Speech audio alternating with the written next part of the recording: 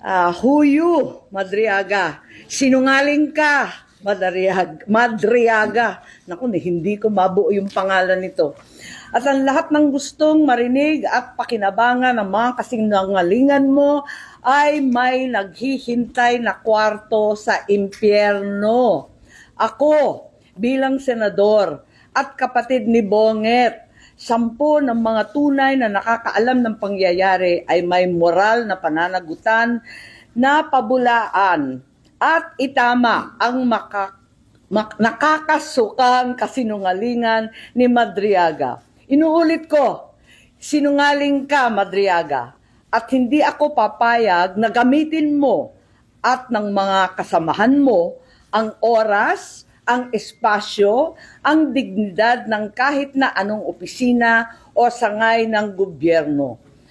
Isasalaysay ko ang mga pangyayari noong 2021, ang tunay na pagbuo ng unit team. Maraming nagtatanong, maraming naghahaka-haka, higit sa lahat, may nagsisinungaling diyan sa Kongreso. So unang-una, no such thing as yung mga term, ano ba yan? Paghahati ng term. Ano ba yun? Sinabi na meron daw alyansa and magte-term sharing.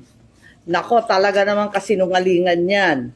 Ang unang pagtitipon at pag-uusap tungkol sa Vice Presidency noong May 29, 2 days before the birthday of our VP then. Nag-lunch date kami sa Primus Bistro sa Davao. Naalala ko pa kasi bago eh. Tapos, first time na nag-usap ng matagal-tagal si Bongbong at si Inday Sara.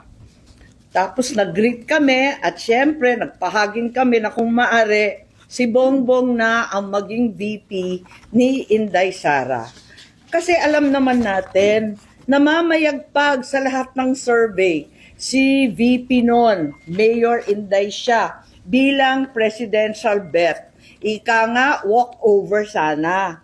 Kasi nakaupo pa yung tatay niya at napaka-popular niya mismo. Ngunit noong August 5, maalala ninyo, sinabi ng PDP Laban, ine-endorso si Bongo and Rodrigo Duterte as VP. Yun ang official statement. Pero ang walang hiyang Madriaga na yan, ang sabi a few months before November 21, nakumbinsi ni Bongbong si PRRD na si Inday ang maging VP sa kanya. Hindi ko talaga maintindihan ang pinagsasabi niyan. Maliwanag na ang PDP may sariling lakad, may sariling mga kandidato, hinding-hindi si Bongbong.